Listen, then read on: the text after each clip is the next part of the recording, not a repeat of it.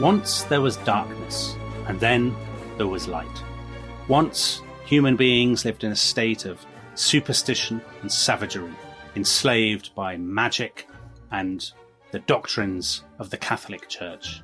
And then, beginning in the salons of 18th century France, a group of thinkers in wigs led them out into the light of reason, science, revolution, and the guillotine. That's the traditional. Dominic. That's the traditional explanation of the Enlightenment. Anyway, and I'm joined by my very own Jean-Jacques Rousseau, a man of chilly, cerebral faith. Tom Holland. Tom, was that a fair description of the Enlightenment, do you think? Well, you could almost have been describing the Protestant Reformation, of course. I could, yes. Well, we'll go on to say, won't we, whether they are different or not. Well, yes. I mean, I know that I'm kind of nervous about what I'm about to say, because I know that certain listeners to the podcast have begun a drinking game in which huge amounts of alcohol have to be drunk if I mention Christianity. But essentially, the mythology of the Enlightenment is that it's an emancipation, not just from the Catholic Church, but from Christianity and religion, full stop. Yes. Whereas I think that is a myth. And the reason that, I point out that your description of the Enlightenment could equally have applied to the Protestant Reformation, and indeed with certain kind of provisos with how Christianity saw itself against the context of pre-Christian paganism, is that I think that the Enlightenment is best understood as one of the great mutational processes in the history of Christian Europe. And Western thought, Tom. I mean, it's bigger than just Christian Europe, isn't it? Well, I'm not sure about that. So what Christians do is to say that there was darkness and then there was light. The people who walked in darkness have seen a great light. Yeah. And the darkness is equated with paganism. What the Protestants do is to equate the darkness with, the Romish Church, popery, and Reformation is about bringing people into light. It's about toppling superstition. It's about banishing idols. What the Enlightenment does is to cast the whole sweep of Christian history as the darkness, and to essentially identify philosophy as I see you waving at me. I am, because I'm conscious that some people won't know what the Enlightenment was. So I think you are the master of this. You should give a 90-second overview of the dates, some of the characters. What are we talking about here? Because the people, even at the time, they used the word enlightened a lot. So we're talking 18th century, but there's never really been an agreed definition of where it happened, or indeed when it happened. No, so it's incredibly difficult. But one of the things about the Enlightenment that does set it apart, say, from the Reformation, is that there were people living through it who identified it as the name the Enlightenment comes from the 18th century. Yes. And it's such a kind of mythologized period because essentially for lots of people today, the Enlightenment stands as the kind of fountainhead of their sense of their identity. So the Enlightenment is often equated with kind of good things that liberal people feel about themselves. Yeah. So the Enlightenment values, I'm a defender of Enlightenment values. It's generally, it's... Yeah. It's the sort of thing that columnists say. Yes, absolutely. I think that to see the Enlightenment, to equate the Enlightenment as it existed in the late 17th, early and 18th century with, modernity, with the fruits of liberal secular democracy as we have it now, is simply wrong. Because I think it's much more complicated than that. And the complexity of it is what makes it so slippery a subject to define. Well, what you've done is you've very nicely, you've basically refused to give the dates. Okay, well, I would say that I would date it from 1660. I would identify it with Spinoza. Do you know, Tom? Do you know the date I have written down in my notes here? 1660? 1660, but I've written it down because the foundation of the Royal Society. Well, that shows how much more cosmopolitan I am than you. Well, why do you hate Britain? That's my question. I don't hate Britain. I love the Dutch. Oh no, don't give me all that. So, let's say mid to late 17th century to I guess we would agree. 1790. Yeah, the French Revolution is generally taken, the advent of Napoleon. Napoleon is often described as the last enlightened despot. So, it's a ferment of ideas, isn't it? And that sort of cliched description that I gave at the beginning of men in wigs and salons, I mean, that is a huge part of it. It's about clubs, coffee houses, literary salons, people travel like Voltaire and Diderot, traveling across Europe, exchanging ideas, writing books, a very literate public, and this sort of sense of intellectual excitement, I suppose. Yes, I mean, and there are incredible varieties. So I think on the continent it's much more court-based. Yeah. And I think in the Netherlands and in England, it's much more sociable. But I think in both cases, it's kind of fun. I think there's, with a lot of the kind of the key Enlightenment thinkers, you have a sense that these are people who are really enjoying themselves. Yeah. There's a kind of sense of excitement about it. And absolutely, the kind of sociable quality of it is absolutely fundamental. And the philosophes see themselves as... So the philosophes are these French thinkers. Yeah, identifying themselves with the philosophers of ancient Greece. They see themselves as... as this kind of, a class apart. They see themselves as people leading the way into light out of darkness. And therefore they are not in any way modest people. Well, that brings up Fordeck's question, one of our listeners, and he or she, I don't know why I assume a man would call himself Fordeck. It just seems like a more stereotypically, I imagine him as a reader of the Patrick O'Brian novels, which you foolishly despise. Anyway, Fordeck says, was it really that big a deal? And was it? That's the key question, really. So why does it matter? Why is it a big deal? I think it matters. I mean, I think it's of seismic significance, and not just for Europe or for America. I mean, I think the United States is inconceivable without the Enlightenment, but because of the impact of Europe and the United States on the world, it's of global significance. And in a way, it matters because although I think it's very culturally contingent, I think it's bred very, very specifically of the particular cultural circumstances of Europe in the 17th and 18th centuries. It's brilliant at disguising itself as universal. So Voltaire, who's probably the most famous of all the Enlightenment figures, he says of the Church Fathers that they thought the whole world should be Christian and that therefore they were necessarily the enemies of the whole world until it was converted. And he saw himself as being superior to that. But actually, of course, Voltaire and the philosophe were doing exactly the same. And enthusiasts for Enlightenment values tend to feel exactly the same way, that the entire world should be converted to Enlightenment values. But because they're able to kind of cast it as somehow universal. Again, Voltaire talks about there being a commonality of intellectuals from Peking to Cayenne, famously. He's able to pass off this very, very kind of West European phenomenon as being universal. But I don't know, I mean, what do you think? How would you identify the Enlightenment? Well, it's a massive question. So I think there's a very famous historian of it called Jonathan Israel, and he argues that it's all about ideas. And he says it's not out of circumstances, it's out of the ferment of ideas. So you shouldn't, or that the social and economic context have been overplayed. But I think the social and economic context are massively important. So I think, it's post.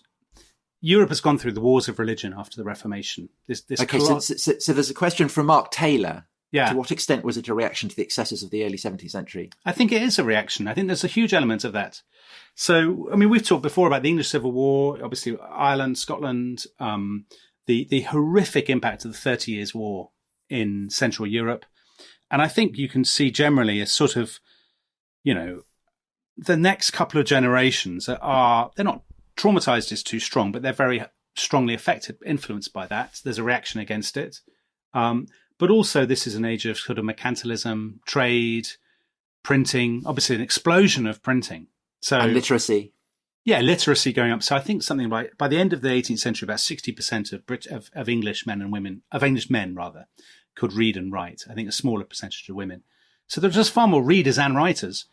And I think the other thing that the word we haven't mentioned is science, really. And I think science, the idea of the world as a machine with laws, Kepler and his observing the kind of planetary motion. Obviously, Newton is massive. I mean, Newton is a colossal Enlightenment figure, I think, because everybody had read him, everybody knew about his ideas, and this idea that this idea of the world as a kind of watch. I read a brilliant book actually a few weeks ago about clocks in history. Did you see this, by a guy who's the curator of the Greenwich sort of observatory and stuff? And this is the key point, really, when people are making clocks and they're obsessed by this idea of the world as a clock. And is there a watchmaker? As the watchmaker. God as the watchmaker. And you can understand how it works. And I think that's something, all those ideas. But, on that topic, a brilliant thing. So Voltaire, he settles in Geneva. And he also has a place at Ferney across the Swiss-French border. And in the later years of his life, he wants to plough something back in. So he sponsors people in Switzerland to manufacture watches. Does he? Yeah. So he becomes a watchmaker. He becomes. He's the presiding watchmaker. Where Voltaire led, Rolex followed. Yeah. Or where God had led. Yeah. That's Yeah, but I think there's the other thing that strikes me about the Enlightenment, and maybe you'll say that this is nothing new, but you get a real sense of, you could argue this is where the sort of the citizens of nowhere started. So you've got kind of Voltaire and Diderot and all these French guys who are traveling to Russia and stuff, and actually spend a lot of their lives, Voltaire obviously, in exile.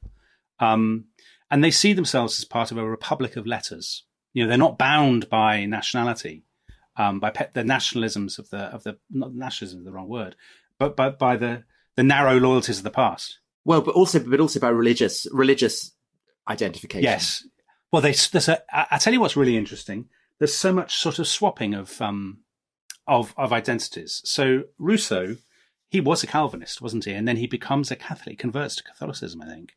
And Gibbon is sent to Geneva, I think it is, or certainly sent to Switzerland, because he has been flirting with converting to Catholicism. So these are people who are beginning to sort of, I don't want to lapse completely into the 21st century and say their identities are fluid, but they're certainly more fluid than they would have been 100 years previously. And they see themselves as part of a cosmopolitan, they self-consciously see themselves as part of a sophisticated cosmopolitan community, don't they? I think that the 18th century is a period of massive religious ferment. So you've got kind of incredible revival processes going in the Catholic Church. You've got Methodism, you've got the Great Awakening in evangelical process. And I think that the Enlightenment is best seen as a further kind of expression of that seismic attempt to make sense of the world. And I think it does absolutely exist in the context of the traumas and the carnage and the horror of the religious wars of the 17th century. And it's often, today, that process is often cast as a kind of process of discovery of toleration. I think that mistakes it. I think that basically what people are after is to try and find a kind of what they would call a civil religion, a way of a religious settlement that will promote kind of stability, civilized living, virtuous citizenship, all these kind of things. And how you get there, it's contested, but it's not so contested that people are going to fight over it. And in a way, that is the fact that you can travel, as Voltaire does, to Protestant, the Protestant Dutch Republic, to Protestant London, to Frederick the Great, likewise Protestant Geneva. That is absolutely fundamental to Voltaire's sense of himself. Yeah, I agree with that. I think that's all true. But I think a key part of it is this idea of light and darkness. Graham Bradbeer has a question: who decided and when that it should be given the name the Enlightenment? Now, Tom, this is mean of me because I know that, because I looked this up beforehand and you didn't. So go on. So give it to us. It's a man called Dubos, a Frenchman, who used the word lumière, talked about les lumières, the lights. But actually, that idea of light and darkness, I know you're going to have loads to say about this, but I'll just say this. You see this again and again. So Immanuel Kant, the great German thinker, talks about Aufklärung, kind of, clearing of light or whatever. You see people talking again and again about light, obviously the secret society, the Illuminati, very Enlightenment group. But also I always think the great Enlightenment paintings are those paintings which I know you will know, and lots of listeners will know, by a guy called Joseph Wright of Derby. And the most famous one, Experiment on a Bird in an Air Pump, 1768. You can look it up online. An amazing painting. And people are all looking around, and they're surrounded by darkness and shadows. And from the experiment, there's this sort of fantastic glow of light. And that's how people thought of themselves in the 18th century. They thought what has gone before was darkness and shadow and superstition, and we are leading the world into light. And I think key to the sense of the Enlightenment is a sense that before that, the previous 1700 years were all about darkness and night and sort of foolishness and ignorance. Now, I'm sure you will say that that is based on a colossal and utterly misleading stereotype, won't you? No, but because I think that no, I think a sense that that people are in darkness and they have to be brought into light has been a kind of abiding theme of European civilization. Yeah, but they thought that was that people in 1200 or something were living in darkness. But you don't think they were living in darkness, do you?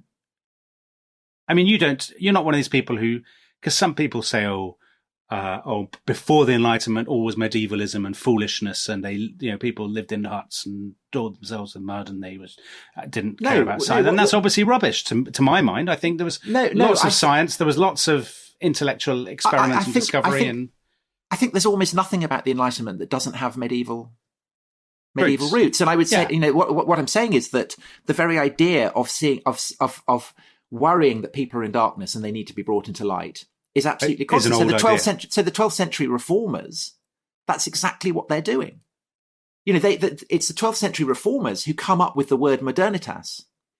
The idea that modernity is equated with light. This isn't something that's invented in the 18th century. Yeah. It has its roots in the process of reform in the 12th century. But they come to believe that they've invented it, and that idea has lasted. So people now, you'll open the Guardian or the Times, and there'll be a column saying, well, we're standing for Enlightenment values against the medieval barbarism of the Taliban or whoever. Yes, so in other words, we've completely imbibed that Enlightenment sense of itself, and we don't even question it now. Well, but I think that there have been three great convulsive processes where the ambition of kind of intellectual elites to reform the world has generated a revolutionary process. One of which is 11th and 12th century, where essentially you get the medieval church, the Roman church. And I would say that Catholics today still look back to that as an exemplification of darkness being banished by light. Okay. You have it with the Reformation, and I would say that believing Protestants likewise would see the Reformation as absolutely a process of enlightenment. And then you have what we call the Enlightenment, and I would say that kind of liberal, secular, atheist, agnostic, whatever, look back to the Enlightenment. So those three processes seem to me absolutely, they are obviously, each one in turn is a reaction to what has gone before, but they also are obeying very, very similar and identifiable rhythms. So repeating the formulas, basically. Yes, exactly. Okay, so that raises Owen Williams's question. What he says, what did the Enlightenment do for Western intellectual progress that the Renaissance didn't? And that's a really good question, because I'll tell you who I was thinking about. I was thinking about Shakespeare. So Shakespeare is obviously a Renaissance figure, but in some ways he feels like a very kind of proto-Enlightenment figure as well, doesn't he? He's got a sense of himself clearly as part of a wider, sophisticated European orbit. He's looking back to the classical world. There's lots of stuff about kind of, he's obviously thinking through things. Somebody like Hamlet is using the power of reason. So Shakespeare does seem a very proto-Enlightenment figure, even though we wouldn't put him in that. So is there a difference, Tom, between the Enlightenment and the Renaissance? And is the Enlightenment doing something different? But again, the Renaissance is an incredibly slippery term. And what we call the Renaissance, kind of 15th century Florence. But the idea of looking back to the classical world and finding things there that are worthy of bringing back to life is something that's going on, at least from the time of Charlemagne. And, so in a sense, the Enlightenment is a process of Renaissance, because you have, the way in which many of the leading Enlightenment figures, in their kind of ambition to shove Christianity to one side, claim to be the heirs, say, of Socrates or whoever. Is another form of Renaissance. But there is, I accept that this is a whole massive continuum, and that, we just are dividing it up slightly artificially and putting labels on it. But people at the time had a sense of a ferment, didn't they? They had a sense of time, intellectual history accelerating, and a sense of ideas being swapped in a way they weren't being swapped before, and that they're living that's why they talk about themselves as les Lumières, as enlightened. It's why and there's a particular kind of vocabulary, isn't there? I mean, even Edmund Burke, who's often seen as a sort of counter-Enlightenment figure, because he's the father of conservatism, talks about when he writes to the electors of Bristol, and he says, I owe you, my enlightened judgment and my conscience. And he's using a lot of kind of Enlightenment words and reason and science. I mean, those things do make it feel different. There's even just the tone and the sort of, the flavour of it feels a little bit different than, let's say, the ferment of ideas in the early 16th century. Okay, so they're not using the word science, and certainly not in English, because the word science doesn't take on the meaning that it does until the late 19th century. And I think that there is a tendency, which is to kind of identify the sense of a war between religion and science, which emerges in the late 19th century, back onto the 18th century. And undoubtedly that's the case because Voltaire, again, in particular, is brilliant at picking on, say, Galileo. He enshrines Galileo as an example of an enlightened figure who is silenced by a repressive apparatus of the Catholic Church. And so this gets reconstructed in the late 19th century as an example of this kind of timeless war between religion and science. But it's not that those categories are not seen as mutually opposed in quite the same way. So there's maybe an argument that Enlightenment has slightly been invented by Victorian writers, do you think? I think absolutely. I think our modern understanding, the 21st century, is one that's been massively mediated by what's gone between the 18th century and now. Okay. That all sounds fair. But reason, reason. So it's often, again, the Enlightenment is often described as the age of reason. Yes. But that's a very old-fashioned way of seeing it. And the relationship of, the leading Enlightenment figures to reason is incredibly ambivalent and contested.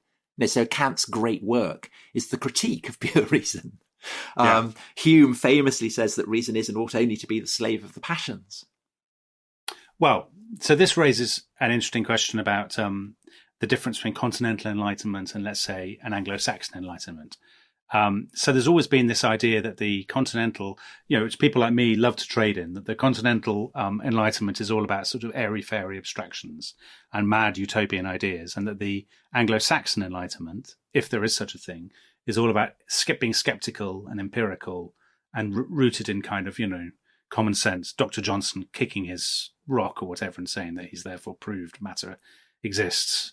And all this sort of stuff. Yeah. Do you think there is a difference? Do you think that there is a kind of Anglo-Saxon exceptionalism going on, and that the French are talking about one thing and we're talking about something different?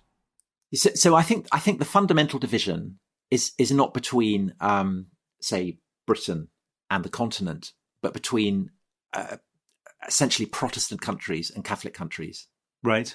So I think that say in England, in Scotland, in the Dutch Republic, by and large, although there are exceptions, Spinoza being the most obvious, the process of enlightenment is conservative. It tends to go with the grain of the establishment. It doesn't aim to overthrow it. I think in France, Catholic country, the leading figures of the Enlightenment are much more confrontational. Yeah, I was about to say they're spikier, aren't they? Somebody like Voltaire. Or Diderot, who kind of writes the Encyclopédie.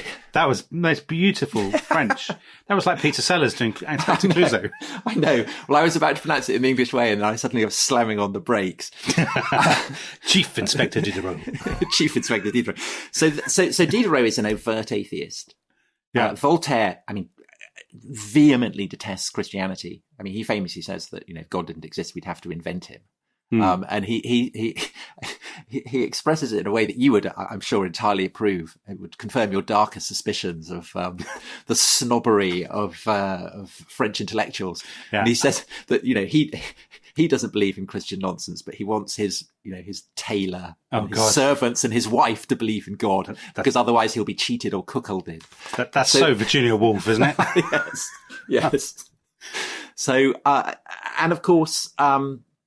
Voltaire has this famous letter that he writes in 1764, where he kind of predicts that the Enlightenment, the blaze of the Enlightenment, will kind of create a great ferment, and that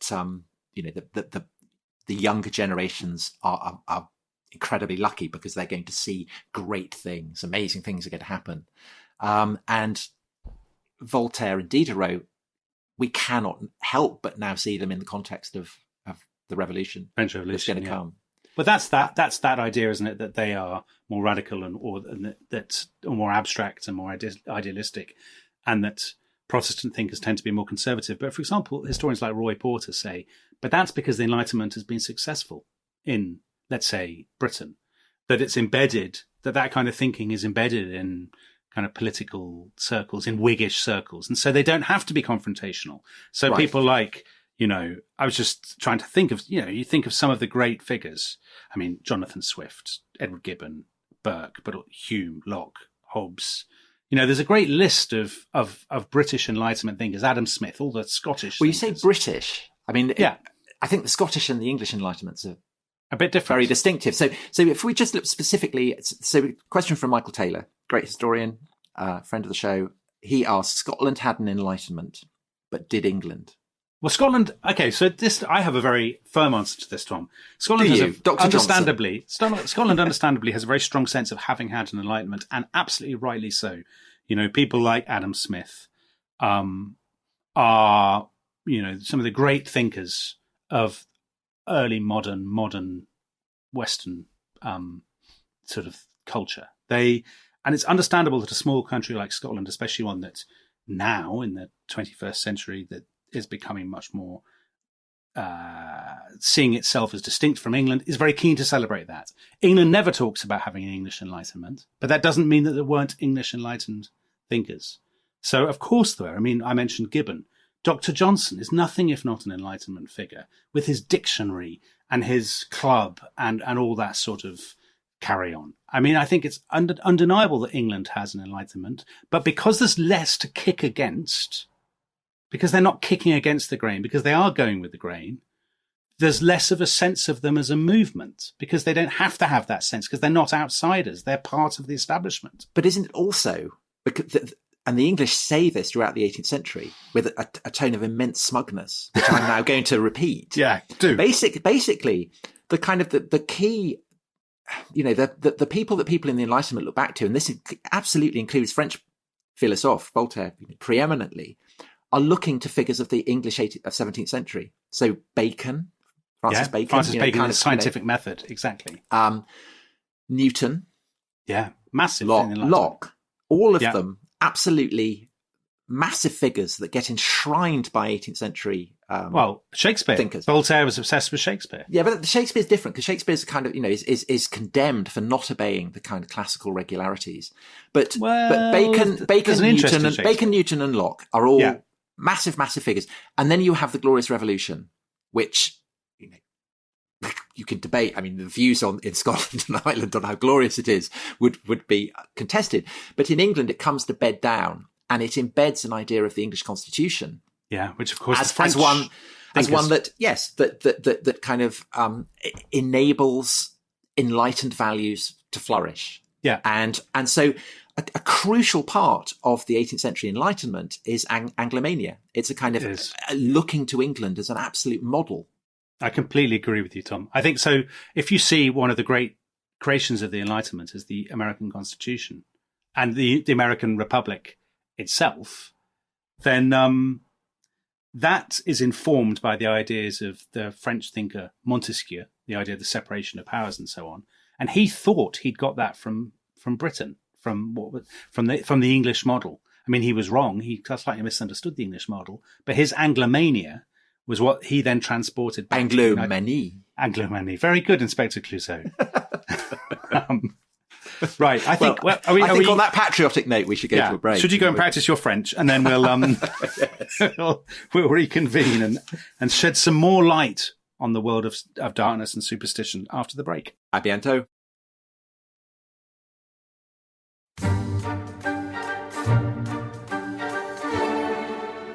Hello, welcome back to The Rest is History. We are talking the Enlightenment. And when we left, we were being very patriotic, Dominic. So It's I think we should slightly, we should allow the clouds slightly to blot out the blaze of the sun and go and begin with a question from Native Classicist.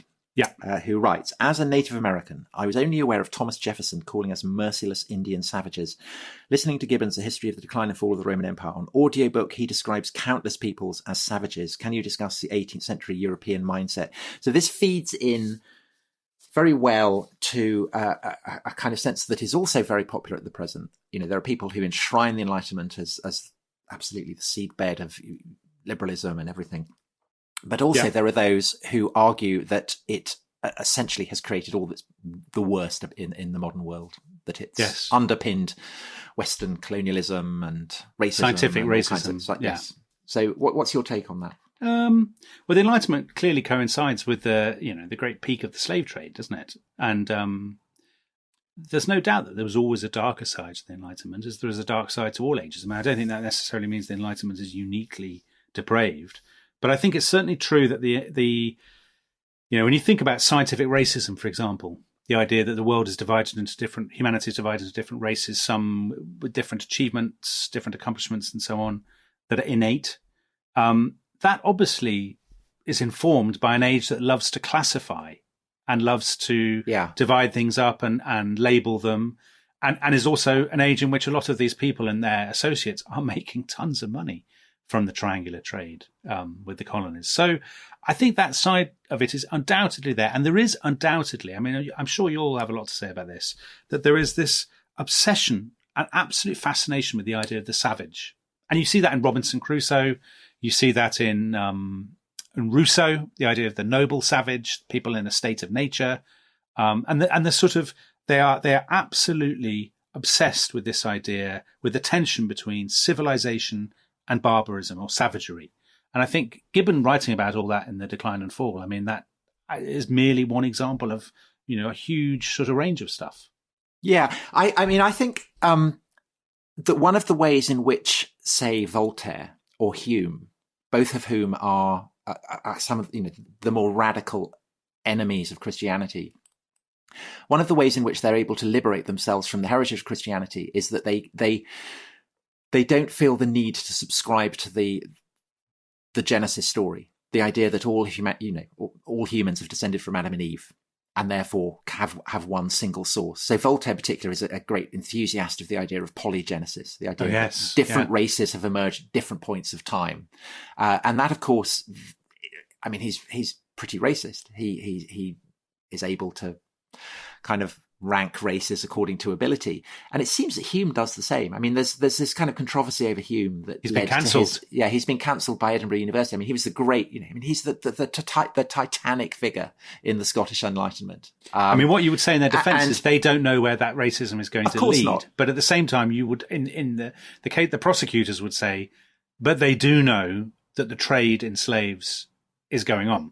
Yeah, but so Hume, I mean, Hume is not in favour of the slave trade, and it's unclear why he says, Africans are inferior to white people. And he seems to, I mean, it's unclear why he thinks that, but he clearly did think that. And I think that, I would imagine that what underlies it is, as I say, that he doesn't feel any obligation to hold this idea that all human beings are essentially created in the image of God.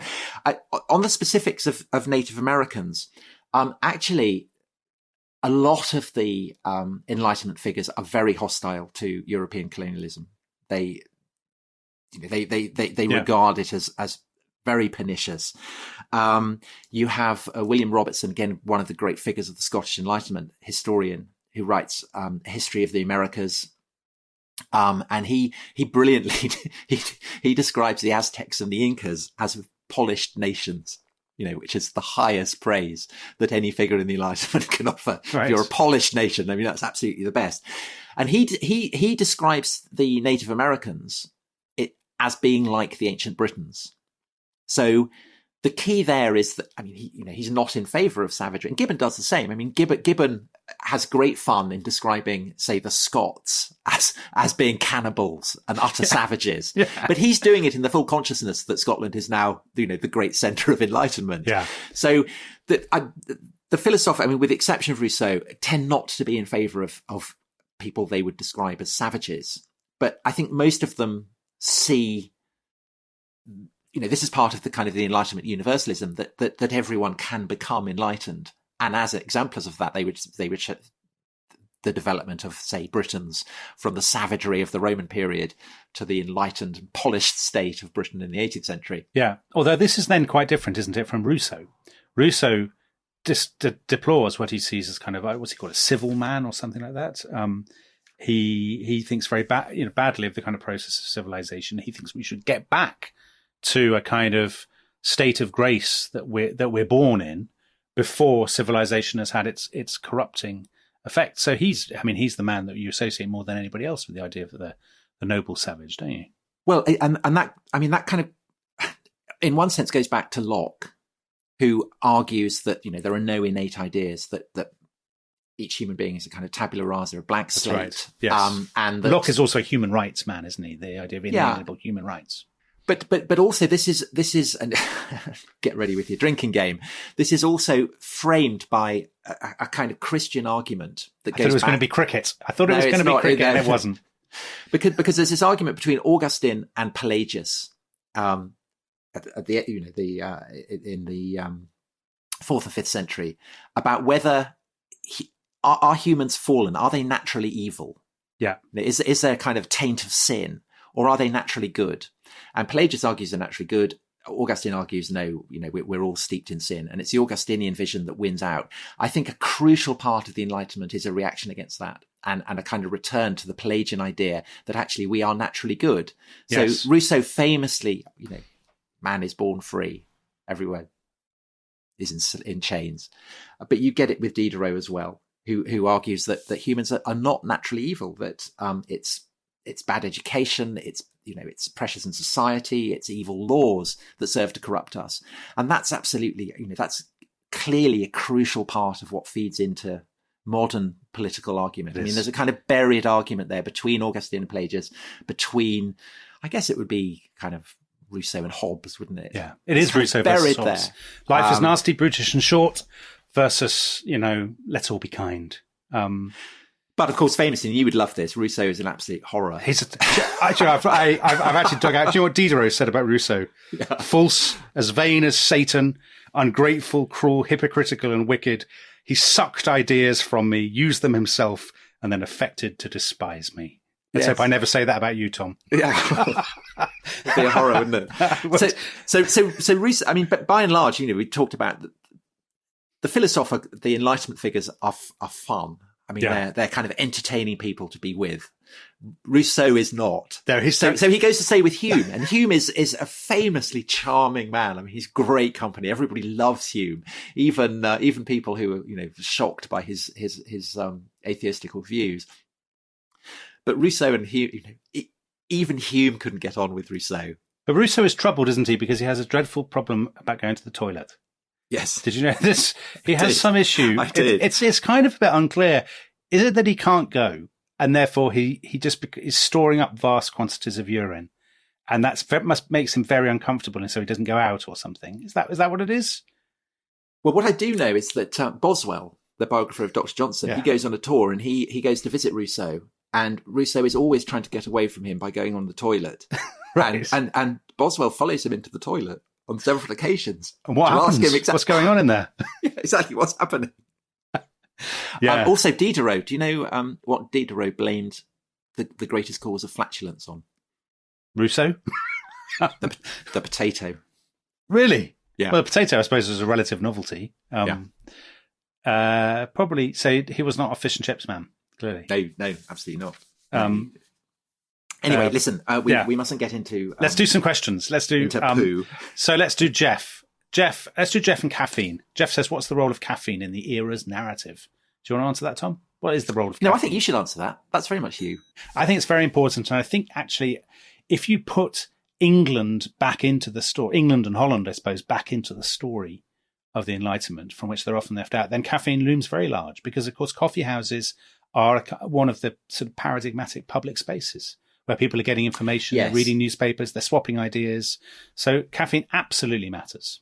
I think particularly in England, I think in Scotland, it's the universities that are the powerhouses of the Enlightenment, and I think in France, it's the court, particularly the court of Frederick the Great, where Voltaire goes, and then they have the spectacular bust up, and he has to leave. So I think it's courts, universities, and coffee houses, and they're different in each country. Yeah. I think that's absolutely right. So Gordon Smith asked about Scotland, the Scottish Enlightenment. Where does it come from? Why does it come from such a small country? Well, you've kind of answered that, haven't you, Tom? I mean, Scotland is a small country, but it's also part of a much bigger enterprise at this point. So Scotland's in the cities are enjoying massive economic growth. But as you said, the universities are absolutely crucial to the Scottish Enlightenment, aren't they? Yeah, unlike England, where we only have Oxford and Cambridge, which are at their most kind of port-soaked. Yes, that's true. Yeah. That's just sort of old clergymen contemplating the meaninglessness of life and their snuff-stained waistcoats, dusty wigs. Yeah. Okay. Well, that was it. Good, brilliant. So we've solved the causes of the Scottish Enlightenment there. Pat Roberts. Is it possible to have a good drama about the Enlightenment? When compared with Tudors and Nazis, it's just blokes in a room writing books. Well, that's a very glamorous pastime, I would say. E.g., Pat Roberts mentions Amadeus, Barry Lyndon, The Great on TV, a royal affair about enlightened absolutism in Denmark. I'm not aware of that series or film or whatever, but could you have The Great? Have you seen The Great? No, it's Catherine the Great, isn't it? Catherine the Great. Is it good? Is it great? I think it's hilarious. I mean, it has absolutely tangential relationship to... Right. I mean, it's more like Blackadder than it is Barry Lyndon. But it's very funny. There was a very funny episode where... Was it actually Voltaire? Completely ahistorically turns up and is Catherine the Great is all over and then decides it's very boring. It sends him away. Yeah. Is he played by a comedy Frenchman? I can't remember. I'd love if they got Gérard Depardieu to play him. No, he's too large.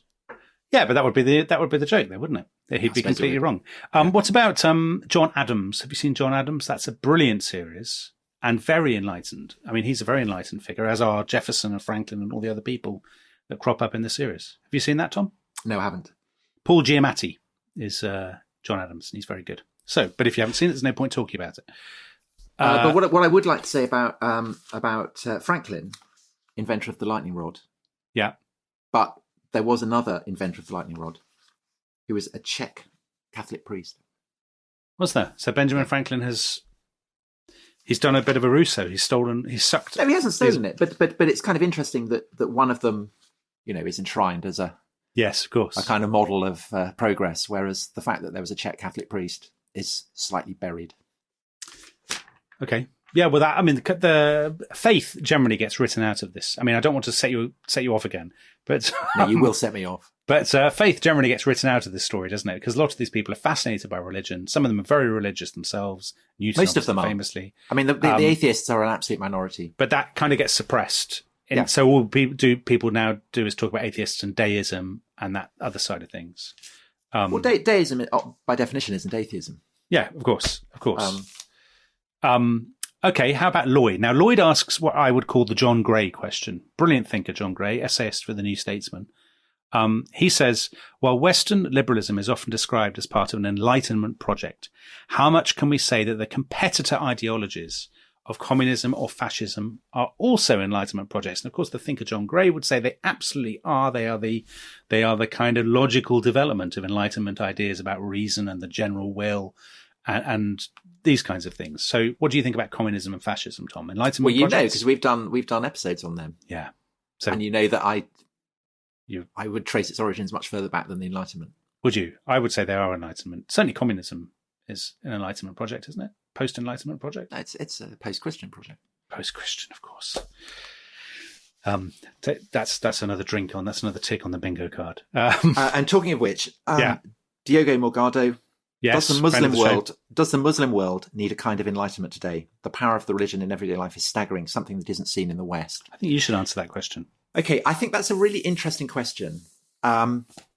we're planning to do an episode on Napoleon in Egypt, which is really, it's a fascinating episode because you talked about Napoleon as an Enlightenment despot.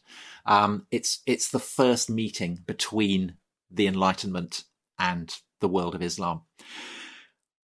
What I think that question highlights, and I think that the episode of Napoleon in Egypt definitely does, is the degree to which, as has been said throughout, the Enlightenment is a very culturally contingent phenomenon. It's rooted in the specifics of Western Europe and specifically in deeply rooted Christian assumptions. And it's when it comes up against, say, a civilization as rich and complex and ancient as the Muslim world that you come to recognize that.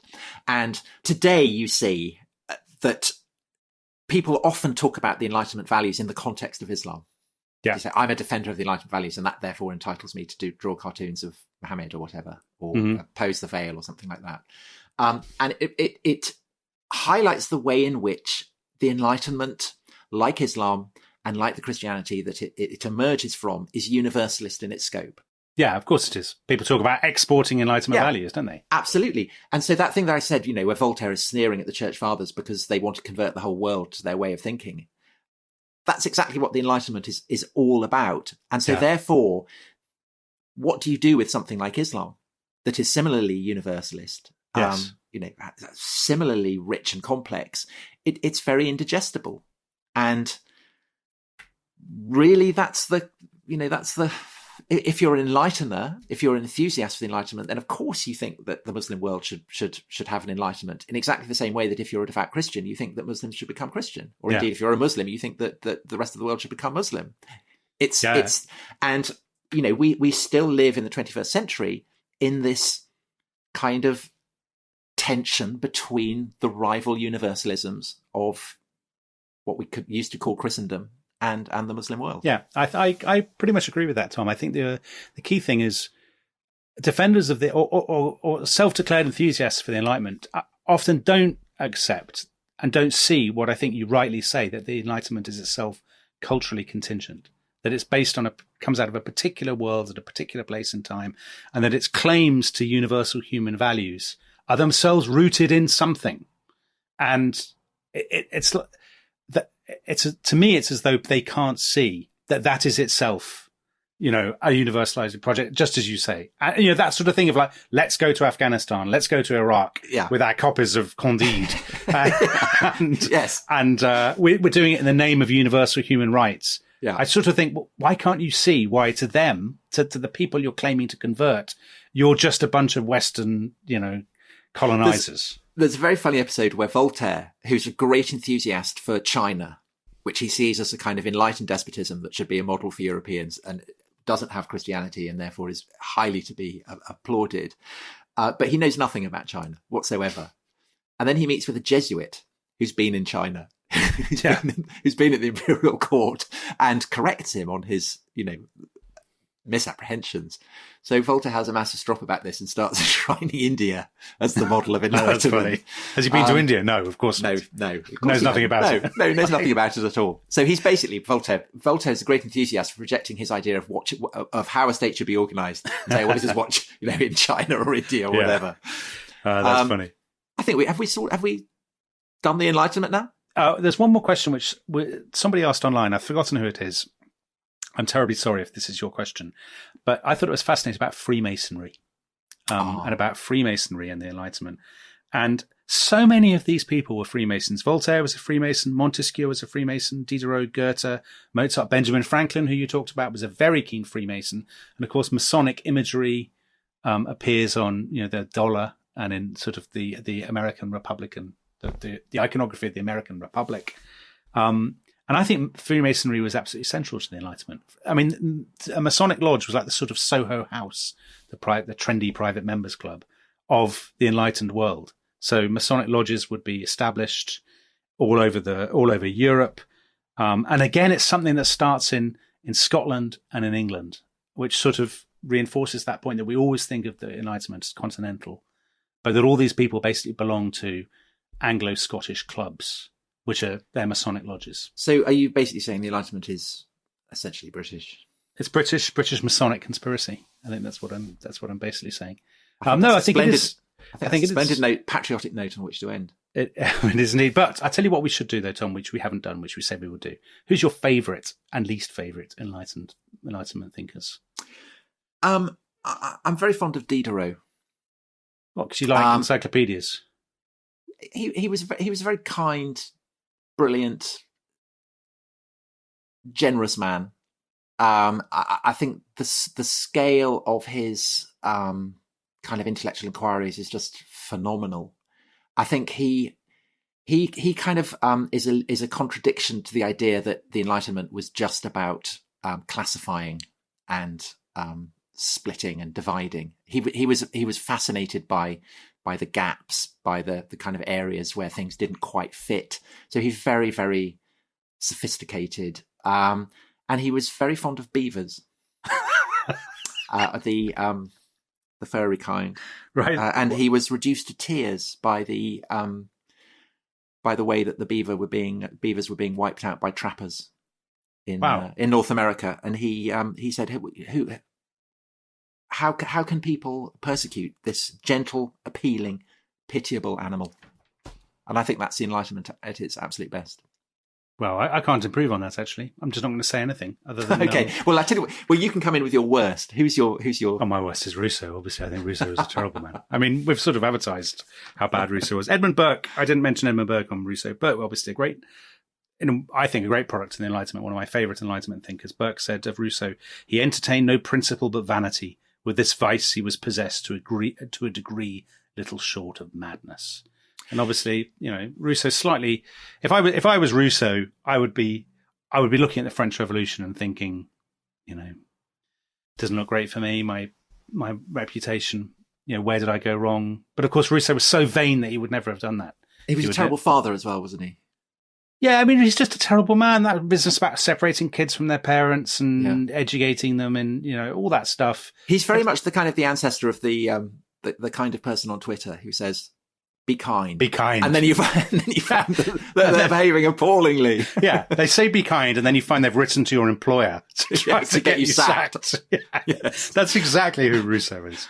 Yeah, I can think of so many real current 21st century Rousseaus, but I'm not going to name them because I don't want to end up in a libel court.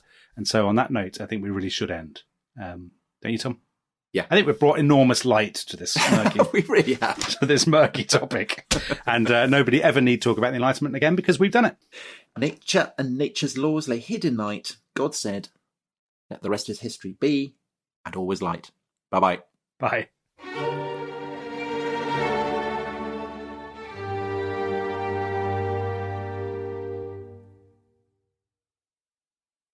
Thanks for listening to The Rest is History.